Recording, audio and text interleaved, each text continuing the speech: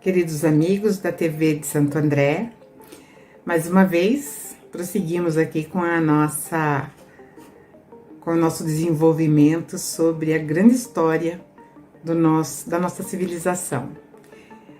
Vamos falar um pouco hoje da Torre de Babel, como deixei no vídeo anterior, né? A Torre de Babel, que segundo a Bíblia, consta aqui, de acordo com Gênesis, que é o primeiro livro da Bíblia, que a Torre de Babel foi construída pelos descendentes de Noé após o dilúvio. Segundo a história bíblica, o monumento teria sido criado para que os homens se comunicassem com Deus diretamente, mas foi destruída justamente porque o Todo-Poderoso não gostou dessa ideia.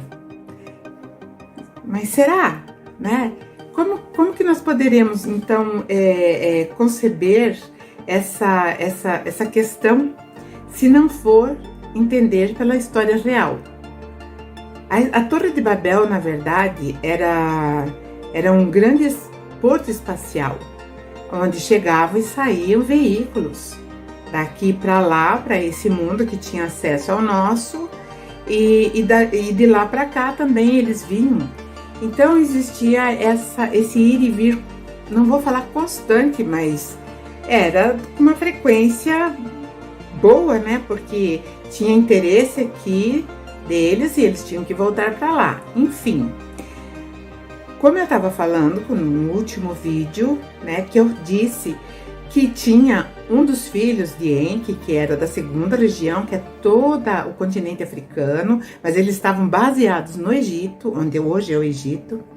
Ele tinha, assim, planos muito grandes para ele mesmo. Ele queria ser, o dirigente, já que o pai não tinha se imposto como o dirigente real da terra, ele seria. E aí começa a briga entre os dois clãs, porque ele começa a afrontar o clã do tio. E ele chega até o tio dele e fala assim: tio, eu quero uma cidade sagrada para mim, porque todos os deuses tinham uma cidade sagrada. Então, se nós formos averiguar isso mais profundamente, o próprio Enlil, quando ele chegou, ele fez Nippur, que era a cidade sagrada onde ele vivia. Todos eles tinham uma cidade sagrada. O próprio Enki também tinha sua cidade sagrada lá na segunda região, que é onde hoje é o Egito. Todos eles tinham uma cidade sagrada. E esse Marduk não tinha. E ele queria ter. Então, ele foi falar para o tio, que era o mandante global. Então, ele fala para o tio que ele queria uma cidade sagrada. E o tio falou: não tem cabimento, né? E saiu. E, na verdade, esse Marduk, ele veio mais tarde e ele ajuda o pai também, assim como todos lá do mundo de origem. Ele ajuda chefiando os Igig, que eram os mineradores, no ouro. E os Igigs, né, eles criaram um laço muito profundo entre eles, né, que eram os exploradores do solo, e aquele que era o responsável, que era o chefão, digamos assim, o Marduk. Só que, quando ele não conseguiu a cidade dele, sagrada, ele fica mais ainda, digamos assim, ele tinha ambições ainda mais elevadas, porque ele fala: não, então eu não vou mais querer, não vou me contentar só ser o dono da Terra, eu quero ser o dono do sistema solar. E aí ele atinge um grau de ambição, né, de megalomania, que ele não quer mais só, ele quer a galáxia, ele quer tudo, ele se considera igual ao criador de tudo que existe. Então ele perdeu completamente, né, a sua noção. E isso demorou muito tempo, essas brigas aconteceram assim, né, de tempo em tempo. Como nós estamos fazendo tudo isso assim num tempo muito curto, né, porque seria bem extenso o tempo. Por exemplo, esse moço, né, que é um deus, que é Marduk, ele casa com uma mulher da terra, que ele acha ela muito bonita. O nome dela é Sarpanite. E ela é uma mulher, embora, né, ela era de uma casta, de uma camada social bem elevada. E ele gosta dela e eles se casam. Se casam e a vida continua, e ele continua com essas ideias, né, de querer. E ele queria dominar justamente o espaço-porto, porque quem dominasse esse local teria já quase assim o domínio. Aí só entraria quem ele quisesse, só sairia quem ele quisesse. Então o que ele faz, né? Ele começa a cooptar todos os igigs, né? Aqueles que eram os mineradores, para ficar do lado deles. Lembrando que esses igigs, esses que foram os primeiros exploradores como mineradores, eles casaram com mulheres da terra, não sei, eles acharam bonitas e se casaram. E os descendentes, eles eram gigantes. Então isso também está no capítulo 6, se vocês procurarem na Gênesis, tá lá que os anjos caíram e pecaram ou casaram-se com mulheres da terra, mas na verdade foi isso. Foi um relacionamento onde não houve um controle, então aquilo se proliferou. E daí surgiram povos que mais tarde também vão aparecer na história. Povos que são considerados naquele tempo bárbaros, né? Mas vamos voltar à Torre de Babel. E aí esse Marduk, que era um deus, ele queria, porque queria. Então ele começa a trabalhar isso paulatinamente, com muitos detalhes. Ele vai ter um filho que vai se chamar Ensague, só que ele vai ficar conhecido também na Bíblia como Nebo, ou Nabu, de acordo com a tradução. Eu vou falar sempre Nebo. E esse Nebo, ele começa a trabalhar com o pai, ele tinha uma estratégia fantástica. Ele era um coordenador de campanha sem precedentes. Ele fazia muitas alianças, ele fazia muitas coligações, enfim, né? Então o que acontece? Do Egito começam a sair pessoas, né, que eram os cananeus. Eles começam a ir para onde? Para a primeira região. Eles vão se colocando, né, vão se fixando lentamente. Então eles começam a habitar as cidades ali perto do Mar Morto, para aquela região toda, chegando até perto do Mediterrâneo. Então eles vão se alastrando, e isso é uma invasão. Era uma invasão, porque ali não era a região deles. Eles tinham que estar na segunda região. Mas eles vão se fixando. E o que acontece? Eles vão propagando as ideias de Marduk. E o que Marduk prometia para eles? Aqueles que trabalhassem para ele e fizessem as coisas do jeito que ele queria, ele daria imortalidade. Porque acredito eu, né, que existia assim uma percepção já. Eles não perdiam aquele vigor, enquanto que nós aqui, né, mesmo com uma mistura, a gente tinha um decaimento em determinado momento, começava a decair, envelhecia e morria. E esse sempre foi o grande problema da humanidade. Esse medo do desconhecido, que nós entendemos ser a morte. E ele trabalhava isso. O medo começa a ser o quê? Começa a ser um instrumento de controle. Se vocês trabalharem para mim, vocês serão imortais, porque eu sou. E eu dou imortalidade para vocês. Mais tarde a gente vai entender por que os faraós levavam tudo aquilo que era de uso pessoal, suas riquezas, suas joias, até mulheres e escravos, para a tumba, para quando eles voltassem, tá tudo ali pronto, né? E essa ideia também ela vai dar uma lógica para a nossa ressurreição, que vai surgir na igreja romana, na igreja protestante, porque oriundas da reforma, da ressurreição do corpo físico, né? Então isso daí aconteceu há muito tempo atrás, e faz parte até hoje, por exemplo, de dogmas que muitas pessoas acreditam piamente.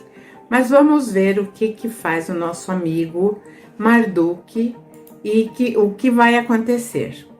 Então ele vai criando toda ele prepara todo esse terreno justamente para se implantar totalmente na primeira região e ser realmente o senhor do comando da terra. Só que isso vai gerando o quê? Vai gerando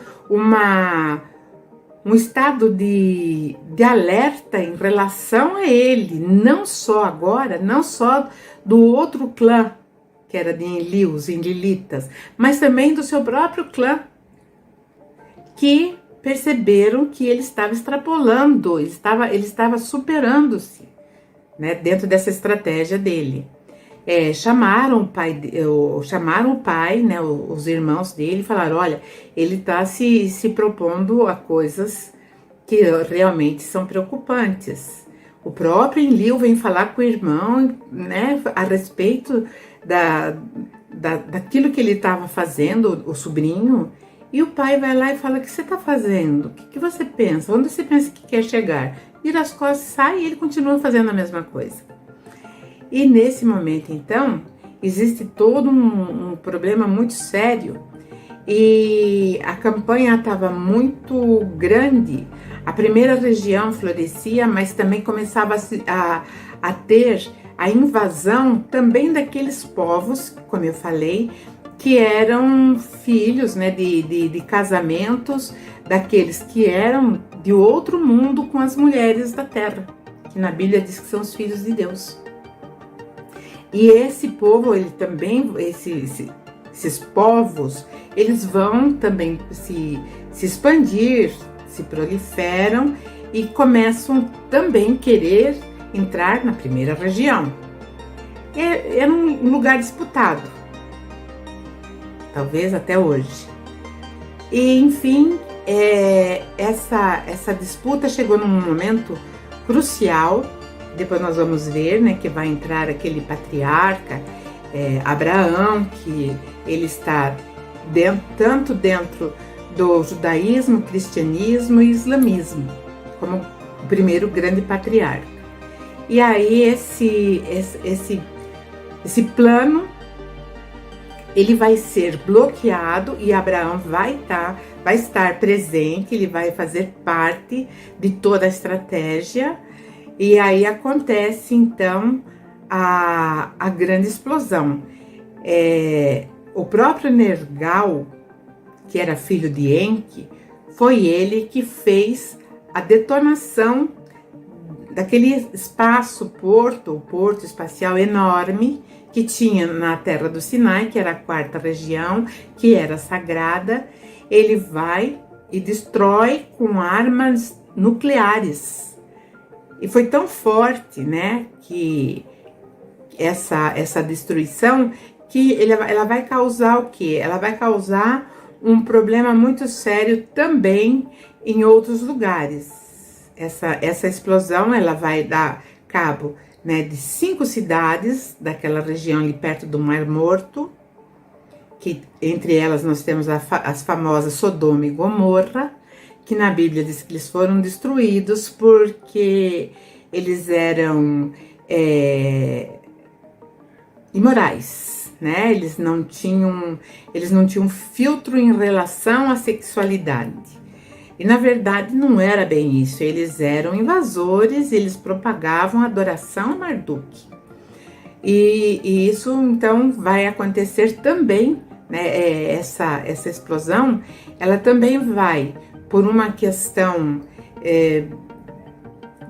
da própria natureza. Ventos vão levar para a Suméria, e a Suméria também vai receber a radiação, e muitos morrem, muitos desaparecem. Mais uma vez, nós tivemos o dilúvio, nós tivemos essa primeira grande guerra mundial, né, da história do planeta Terra, que onde se usou a arma nuclear.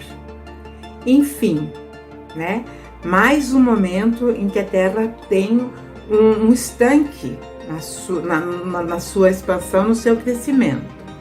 Bom, uma das cidades pequenininhas, que na verdade já havia sido invadida pelo Marduk, que ele, quando ele estava, o tio não estava ali, Enlil não estava ali, Enlil estava pro lado de cá, ele estava, na verdade, com a coisa da explosão, da destruição daquele porto espacial na quarta região, que é toda o deserto do Sinai.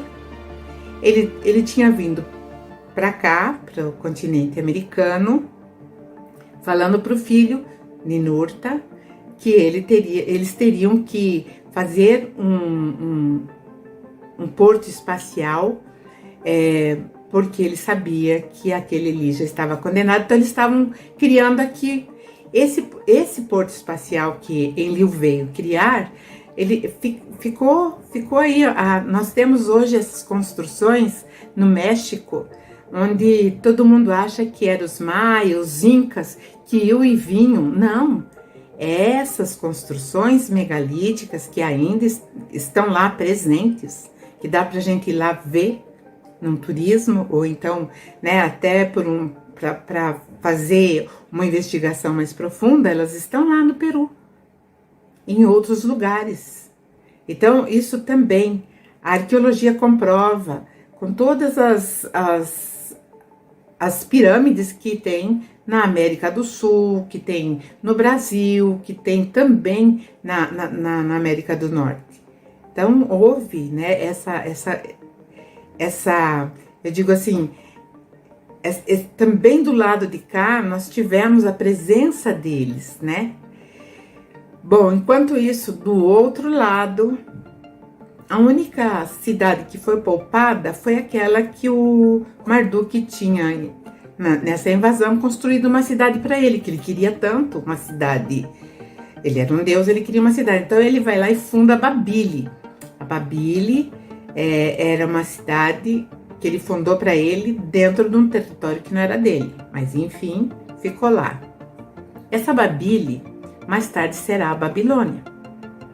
Mas quando a coisa aconteceu e foi o espaço-porto foi destruído, as cidades foram destruídas e tudo mais, houve, né, um momento assim de colapso mesmo. Por quê?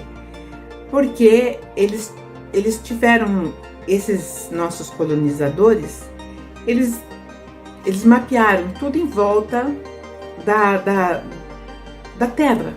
Quais eram as constelações, nomearam as constelações.